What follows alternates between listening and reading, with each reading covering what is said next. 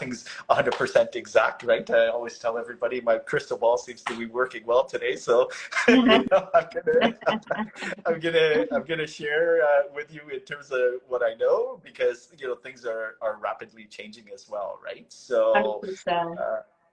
So yeah, so really on kind of those two fronts, personally, it's just it's connecting and growing and meeting people, and then from a real estate perspective, it's really evaluating everything very very carefully, and taking a look at kind of purchasing the next right asset, right? That will be the focus over the next little while. Love that. And I think it's also just nice that combination that you have as a real estate investor and a mortgage broker, because which is kind of like also what I love as a private lender, is that you get to analyze other people's deals and see how they run the numbers, which I feel like right now is so pivotal. I feel like the more properties you can analyze the numbers, the easier it makes it for you as you yourself investor understanding what's happening, especially you get like a nice wider view of people investing in different places and seeing how they run their numbers, even probably taking a few tips from them. You see how they do something like, oh, I should keep that in the back pocket.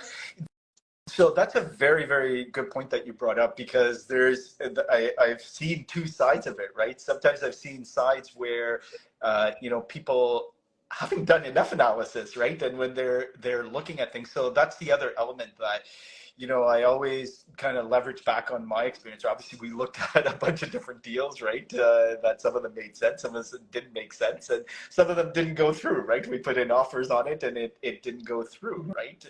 Mm. So it's, now when people are evaluating deals, right, you need to be kind of, you really need to do your due diligence, right? You really Yes. need to understand very carefully all the different elements that impact your deal, right? Because, as you've seen over the years, our environment has kind of changed, right? And it's put people into positions that, maybe they didn't evaluate correctly, right?